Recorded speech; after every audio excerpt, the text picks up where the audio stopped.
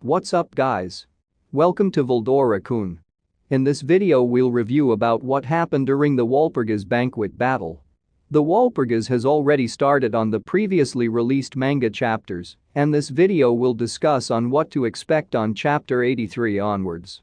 The informations are based from Tensura's light novel volume 6 and I will cut the video into two parts. Don't forget to hit like, subscribe to my channel and turn on the notification bell. Now, let's proceed to the part 1. Rimuru thinks that combating Milim is a tough situation, that he even had to let go of his anger towards Clayman. She's so overpowered, and Rimuru has been giving all he has, even when Milim hasn't gone full force yet.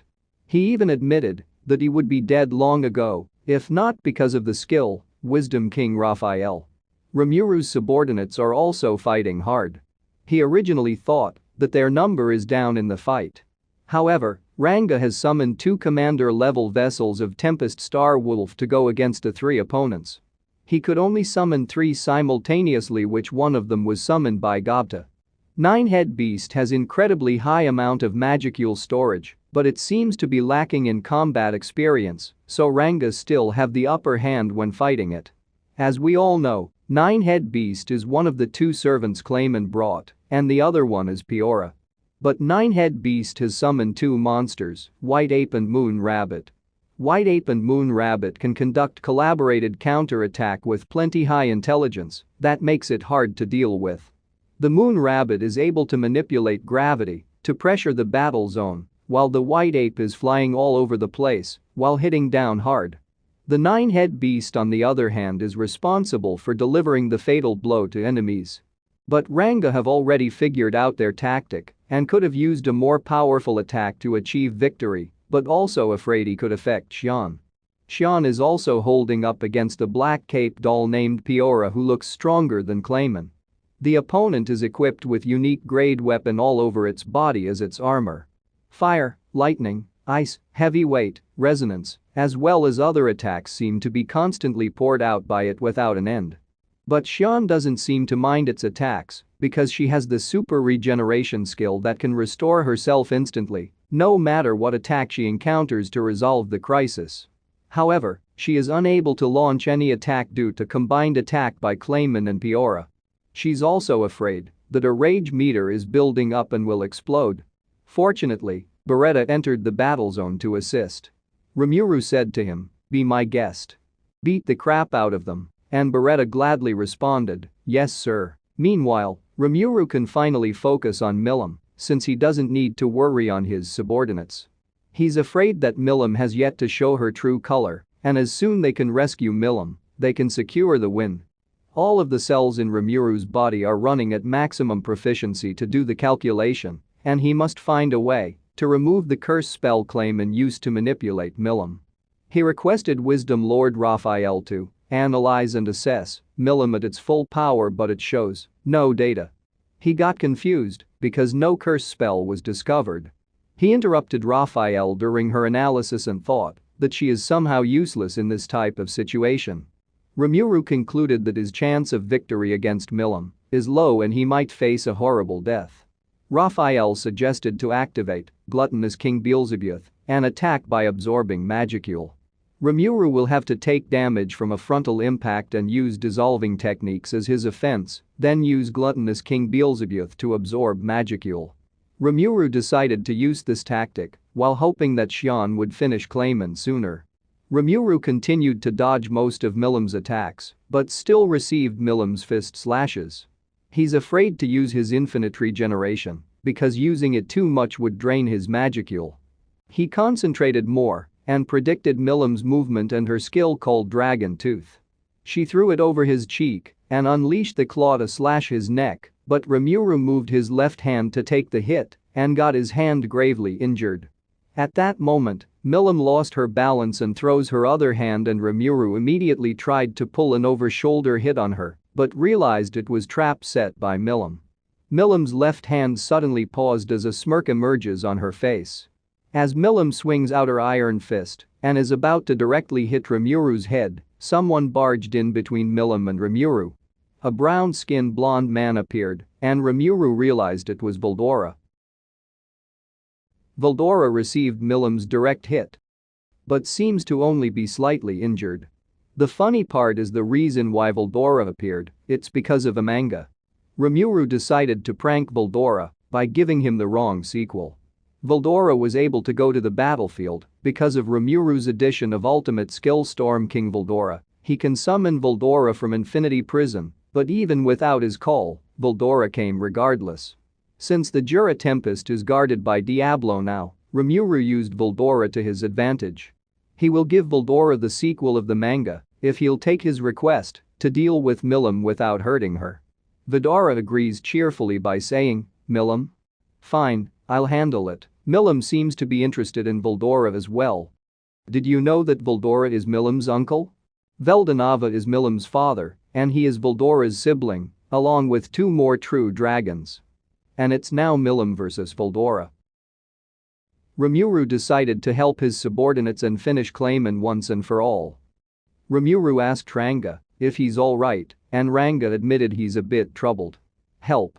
Help me. Help me please," are the weeping thoughts of children, and they are transmitted in forms of thought from the 9-head beast.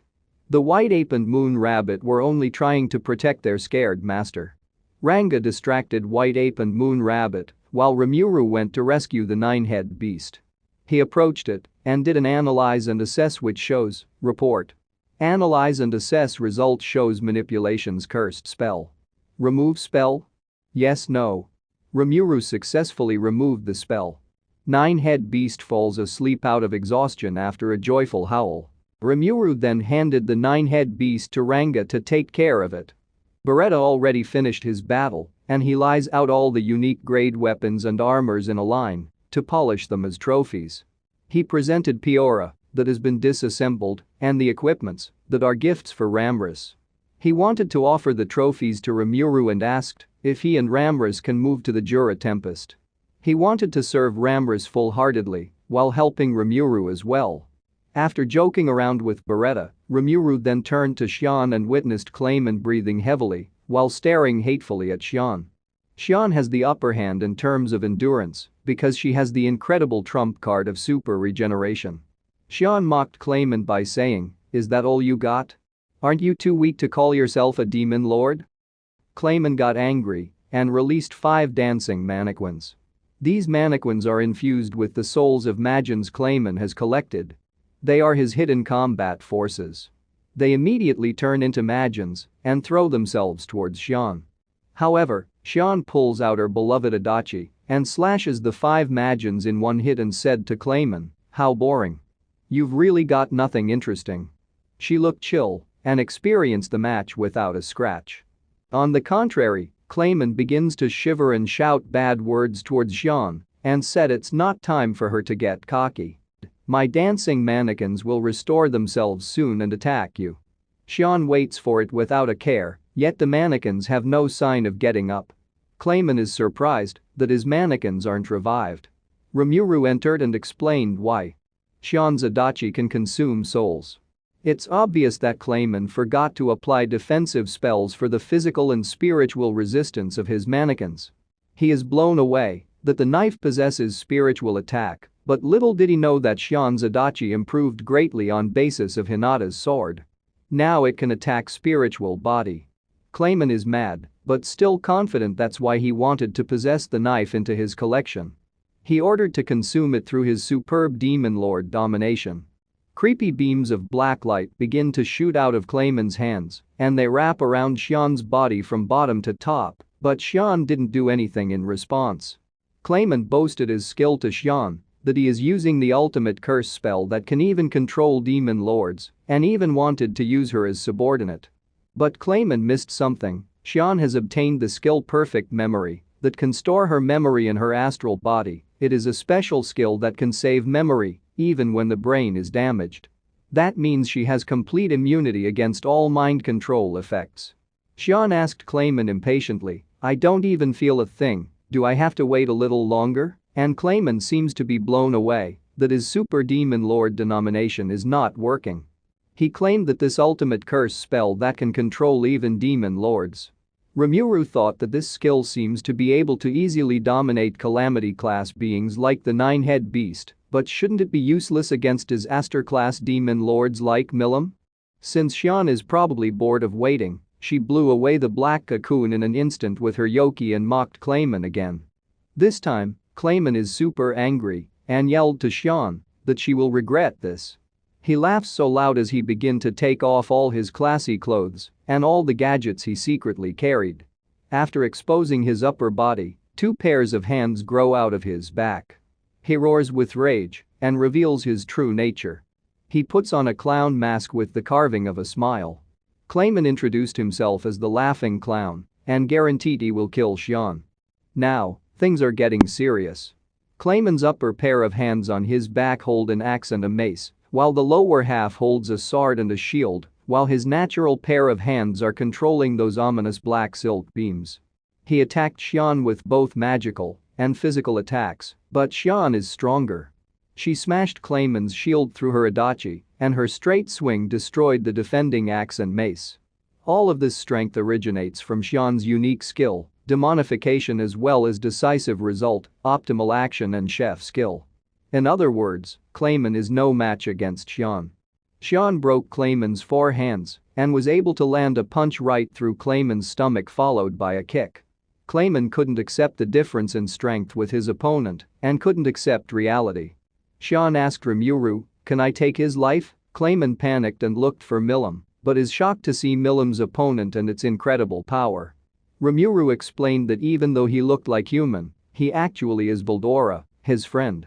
And Clayman seems to be speechless and somehow accepts his reality. He looks for Frey instead, but Frey reasoned out she can't enter the barrier without Guy's permission, which is obviously a fake response. Clayman has gone completely mad, and with a crazy smile on his face, he ordered Milim, hear my command and activate Frenzy Berserk and kill all of these people. But to everyone's surprise, Milim responded, "Why would I do that? Rimuru and them are my friends." That's it for part 1, we'll see you again on part 2. Thank you.